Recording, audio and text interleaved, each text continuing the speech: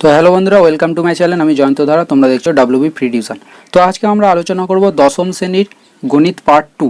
যে model activity task দিয়েছে সেটা গণিতের পার্ট 2টা করবো, ঠিক আছে। তো ফার্স্ট পার্ট আমি করে দিয়েছি, সেটা যদি না দেখে থাকো লিঙ্ক আমি ডেসক্রিপশানে দিয়ে দেবো, দেখে নেবে। তো প্রথমে যেই কোশ্চেনটা দিয়েছে, প্রথমে একে থেকে কোশ্চেনটা কি বলেছে দেখো, বলছে বার্ষিক 8% সরল সুদের হারে কোনো মূলধনের ইন বছরের মোট সুদ PNR বাই 25 টাকা হলে মূলধনের পরিমাণ হবে। তো এখানে মূলধনের পরিমাণ কত হবে সেটা জিজ্ঞাসা করেছে।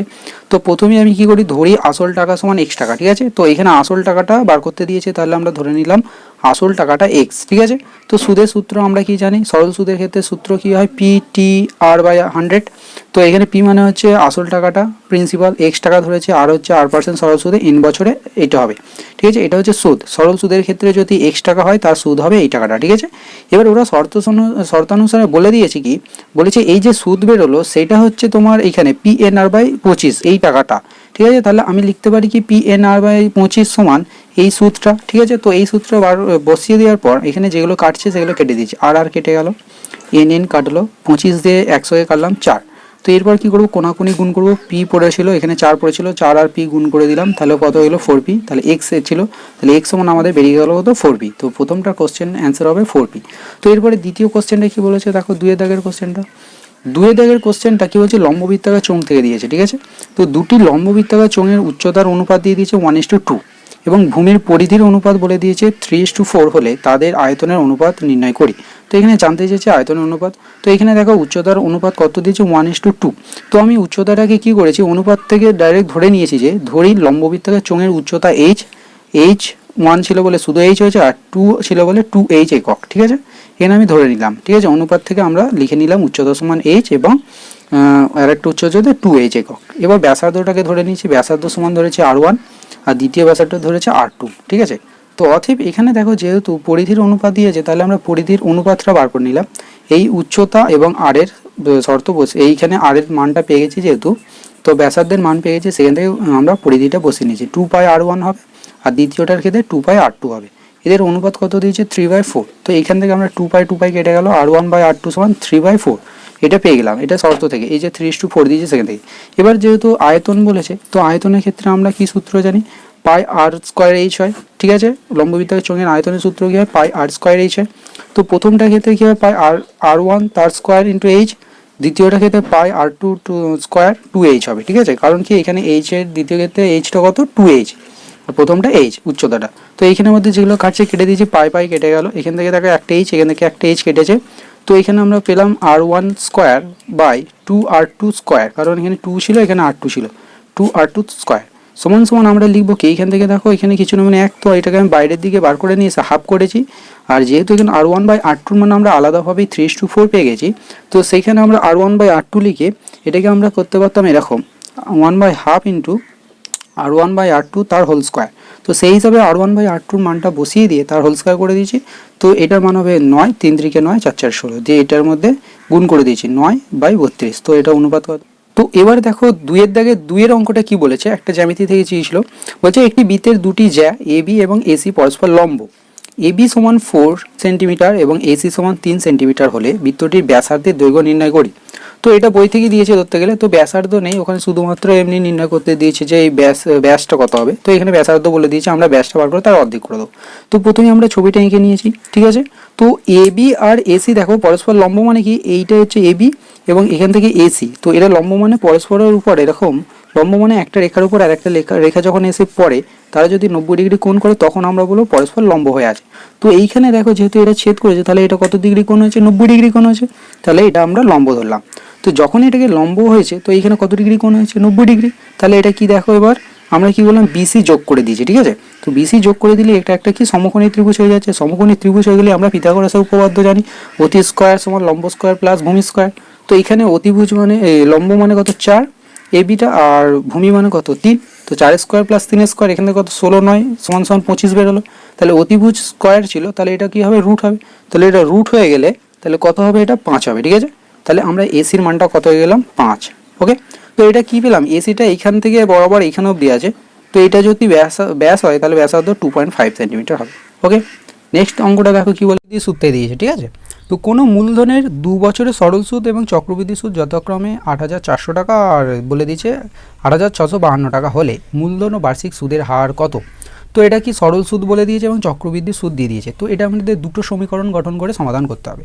ধরি সরল সুদের ক্ষেত্রে ধরি বার্ষিক চক্রবৃদ্ধি সুদের হার, তো এখানে বলে দিয়েছে 8%, বা সুদের হারটাই বলে দিয়েছে 8% হারে, ঠিক আছে। এখানে লেখাটা একটু ভুল হয়েছে, এটা 8% দুটো ক্ষেত্রেই হবে, সরল সুদের ক্ষেত্রে এবং চক্রবৃদ্ধি সুদের ক্ষেত্রে।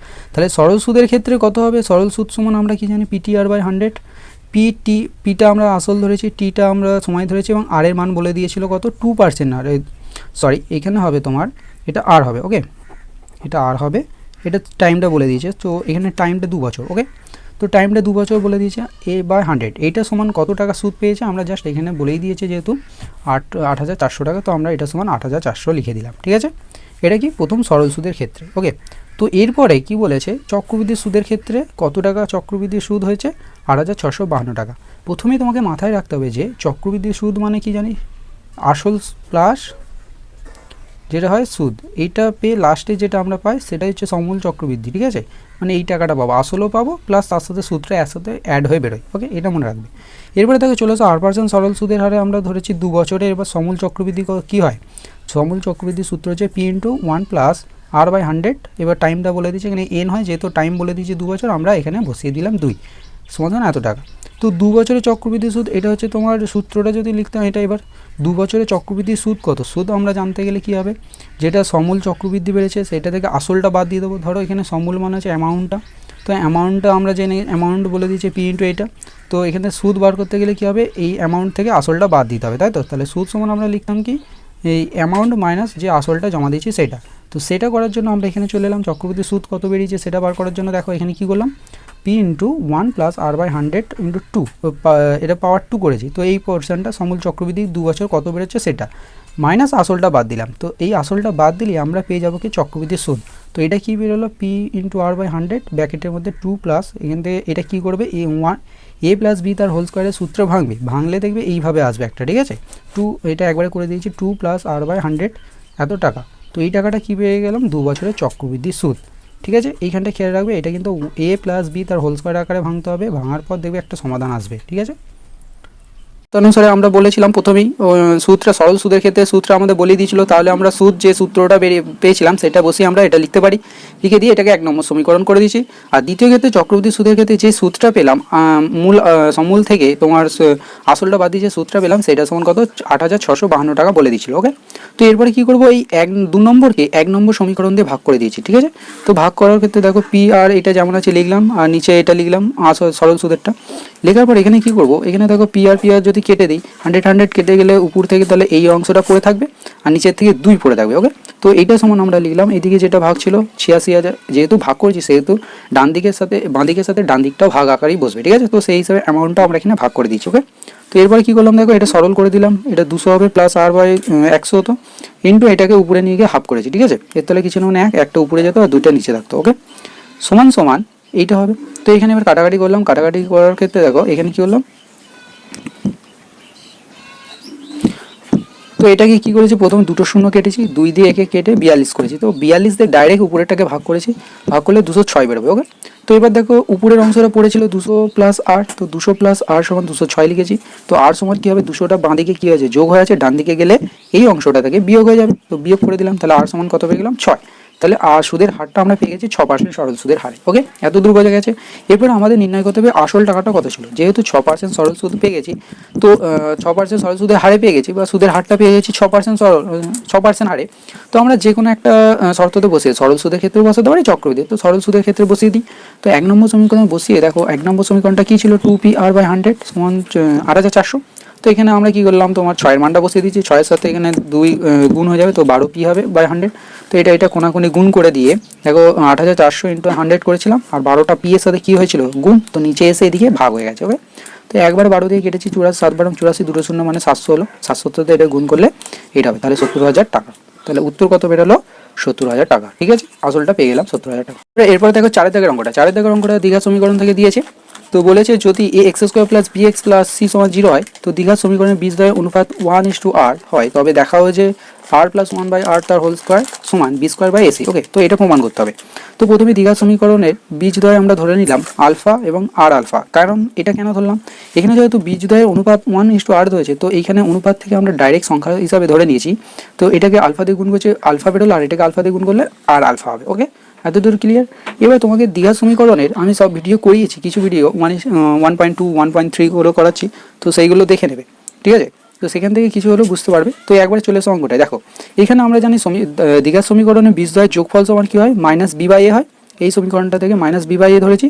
তো আলফা প্লাস দুটো বীজ যেহেতু আলফা এবং আর আলফা পেয়েছি, তো এদের যোগফলই সমান মাইনাস বি বাই এ হয়েছে।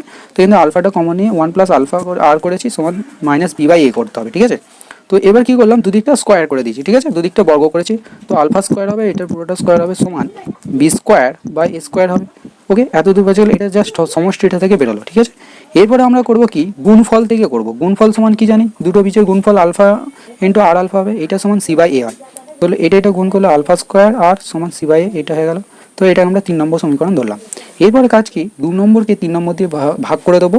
2 নম্বরটা এটা বেড়েছিল, তো 3 নম্বর এটা দিয়ে ভাগ করেছি। দেখো আলফা আলফা কেটে গেল, তাহলে পড়ে রইল 1 প্লাস আলফা তার হোল স্কোয়ার বাই আর সমান B square by A square by c by a. তো এটা কি হবে, এটার ক্ষেত্রে এইখানটা দেখাচ্ছে। দেখো দ্বিতীয় ক্ষেত্রে কি হবে, উপরের পোর্শনটা যেমন আছে সেরকম থাকবে, নিচের পোর্শনটা উল্টে যাবে, মানে এটা উপরে যাবে সিটা নিচে হবে। তো এইভাবে বসালাম এ বাই সি। তো এবারে এ স্কোয়ার এখানে দুটো এ ছিল, এখানে একটা, তো এখান থেকে কেটে গিয়ে একটা এ পড়ে থাকলো। তাহলে এটা বেরোলো আর প্লাস 1 তার হোল স্কোয়ার আর সমান বি স্কোয়ার বাই এসি। তো এটাই আমাদের প্রমাণ করতে দিয়েছে, তো এটা আমাদের প্রমাণ হয়ে গেল, ঠিক আছে। 5 দাগের অঙ্কটা দেখো কি বলেছে। 5 দাগেরটা বলছে প্রমাণ করো যে ব্যাস নয় এরূপ কোনো জ্যাকে যদি বৃত্তের কেন্দ্রগামী কোনো সরলরেখা সমদ্বিখণ্ডিত করে তাহলে ওই সরলরেখা ওই জ্যায়ের উপর লম্ব হবে। ওকে, তো ছবিটা একবার একটুখানি বুঝে নাও। ধরো কি বলেছে, ব্যাস নয় মানে হচ্ছে কেন্দ্র দিয়ে যায় না, সেই জন্য এটাকে ব্যাস বলা হচ্ছে না। তো এটাকে একটা জ্যা ধরতে পারো। তো এ বি একটা ধরলাম জ্যা। তো এর উপরে কি বলেছে, জ্যাকে যদি বৃত্তের কেন্দ্রগামী কোনো সরলরেখা, তো কেন্দ্র মানে ও বৃত্ত কেন্দ্র ধরেছে, এখান থেকে সোজা সরলরেখাটা জ্যার উপর টানলাম, ঠিক আছে। তো এটাকে টানার পর দেখো দুদিকে সমকোণ তৈরি হয়েছে, ঠিক আছে, এটা খেয়াল রাখবে, দুদিকে সমকোণ তৈরি হয়ে গেল। এরপরে দেখো প্রদত্ত মানে যেগুলো দেওয়া আছে সেগুলো সম্বন্ধে এখানে লিখে নিচ্ছি। ধরি আমি কি ধরেছি, ধরি ও কেন্দ্রীয় বৃত্তের ব্যাস নয় একটি জ্যাকে এ বি, যা ধরলাম এ বি, এবং ডি হচ্ছে তার কি হচ্ছে কেন্দ্রবিন্দু, এই যে কেন্দ্র যেখানে ছেদ করেছে, যেটাকে এ বির মধ্যবিন্দু বলা হচ্ছে। এ বির মধ্যবিন্দু যেই রেখাটা ও কেন্দ্র থেকে টেনেছি সেটা ডি বিন্দুতে ছেদ করেছে এ বি রেখাকে। যখন এই ছেদ করলো মানে হচ্ছে যখন লম্বভাবে কোনো রেখার উপরে এরকম পড়বে কেন্দ্র থেকে, তার মানে এই দুটো সমানভাবে ভাগ করে দিয়েছে। তাহলে আমরা লিখতে পারি কি, এই এডি অংশটা ডিবির সাথে সমান, তাই জন্য আমি লিখে দিলাম এডি সমান বিডি। ওকে, এতটুকু ক্লিয়ার। এবার প্রমাণ করতে হবে কি, সেটা লিখতে হয়। এই পয়েন্টগুলো কিন্তু পরীক্ষা খাতে মাস্ট, এই পয়েন্টগুলো লিখেই তোমরা এইগুলো করবে, ঠিক আছে। তো প্রমাণ করতে হবে কি, আমাকে প্রথমেই লাস্টের পয়েন্টটা দেখতে হবে যে প্রমাণ করতে দিয়েছে কি, বলেছে ওডি লম্ব এবি, মানে হচ্ছে এই রেখাটা এ বির উপর লম্ব আছে, এটাই তোমাকে প্রমাণ করে দেখাতে হবে, ঠিক আছে। তো অঙ্কন বলতে যেগুলো এবার তুমি আঁকবে সেইগুলোকে অঙ্কনের ক্ষেত্রে লিখতে হবে। এবার আমি কি আঁকলাম বলতে কি, এই ও থেকে এটা জয়েন করেছি, ও থেকে বিটা জয়েন করেছি, তাই লিখেছি ও এ এবং এডি যুক্ত করলাম, ঠিক আছে। এবার প্রমাণ করবো কি, যখন এডিগুলো যুক্ত করলাম তাহলে দুটো ত্রিভুজ উৎপন্ন হচ্ছে, এইটা আর এইটা একটা ত্রিভুজ, সেইভাবে লিখেছি ও এডি এবং ও বিডি একটা করে ত্রিভুজ, ও এডি আর ও বিডি একটা ত্রিভুজ। তো এদের মধ্যে কি সর্বসম, মানে হচ্ছে এদের মধ্যে এই দুটো ত্রিভুজের মধ্যে কি সমান, সেগুলো প্রমাণ করলেই সেখান থেকে উত্তরটা চলে আসবে। সর্বসম তিনটে কেসে হতে পারে, এস এস এস এর মানে তিনটে বাহুই সমান হতে পারে, এস এ এস এবং এস এস এ এ দুটো কোণ একটা বাহু, ঠিক আছে, এই তিনটে কন্ডিশন হতে পারে। এগুলো সর্বসম সূত্র, ঠিক আছে, মনে রাখতে হবে যে সাইড তিনটে বাহুই হতে ত্রিভুজের সমান হতে পারে, দুটো বাহু হতে পারে, একটা কোণ হতে পারে, দুটো কোণ একটা বাহু হতে পারে, ঠিক আছে। এই কন্ডিশনগুলোর উপর ত্রিভুজ সর্বসম হয় বলে মনে রাখতে হবে। তো এখানে কোনটা থেকে প্রমাণ হচ্ছে, দেখো বলেছে কি ও এ সমান ওবি, ও এ সমান ওবি, এই দুটো কি হবে সমান হবে, কারণ কি এইগুলো কেন্দ্র থেকে যেহেতু সেগুলো কি এক একটা ব্যাসার্ধ, তো ব্যাসার্ধ সব বৃত্তের সব ব্যাসার্ধই কি হয় সমান হয়, তাই জন্য একই বৃত্তের ব্যাসার্ধ সমান হয়, এটা লিখেছি। এরপর লিখলাম এডি সমান বিডি, এই মাত্র বললাম এইটা সমান এইটা লিখে দিয়েছি, এবি মধ্যবিন্দু যেহেতু সমদ্বিখণ্ড করেছে তাহলে এটা সমান হবে, তাই লিখেছি। এবং দেখো ওডি সাধারণ বাহু, ওডি হচ্ছে সাধারণ বাহু, এই বাহুটা দুটো ক্ষেত্রে কমন, এইটা না থাকলে এই ত্রিভুজটাও গঠিত হবে না, এই ত্রিভুজটাও গঠিত হবে না, এতটুকু ক্লিয়ার। এরপর দেখো এটা তাহলে সর্বসমটা কিভাবে প্রমাণ হলো, তিনটেই বাহু দেখো, এটা একটা বাহু, এটা একটা বাহু আর এটা একটা বাহু, তাহলে সর্বসম দুটো ত্রিভুজ সর্বসম হয়ে গেল। সর্বসম কি শর্তে, এস এস এস মানে সাইড সাইড সাইড তিনটে বাহুই সমান। ওকে, এতদূর ক্লিয়ার। এরপরে দেখো আমরা লিখতে পারি কি, এই দুটো ত্রিভুজ যেহেতু সমান তাহলে এই কোণটা এর সাথে সমান হবে, কারণ কি অনুরূপ একই ধরনের, তাহলে এই দুটো কোণ আমরা অনুরূপ ধরতে পারি, সেটাই লিখেছি। কোণ ও ডি এ সমান কোণ ও ডি বি, ওকে, অনুরূপ কোণ। যেহেতু ও ডি এ বির জ্যায়ের উপর দণ্ডায়মান হয়ে সমান কোণ উৎপন্ন করেছে। কারণ কি বললাম কি, যেহেতু এই রেখাটা এই এ বির উপর পড়ে সমান কোণ উৎপন্ন করেছে, তাহলে আমরা এইমাত্র বলতে পারি এই কোণটা আর এই কোণটা কি দুটোই সমকোণ, তাই তো? এই দুটো কোণই তো কি 90 ডিগ্রি করে কোণ উৎপন্ন করেছে, তাহলে এই দুটো কি হবে সমকোণ। তাহলে আমরা প্রমাণ করতে পারি অতএব ওডি সমান ওডি লম্ব এ বি। তাহলে এটাই প্রমাণ করতে দিয়েছে, এটা একটু ভালো করে দেখে নেবে, এই ধরনের পরীক্ষায় আসে কিন্তু, ঠিক আছে। তো এরপর দেখো 6 দাগের অঙ্কটা। 6 অঙ্কটা কি বলেছে, একটা লম্ববৃত্তাকার চোঙের উচ্চতা উহার ব্যাসার্ধের দ্বিগুণ, ঠিক আছে।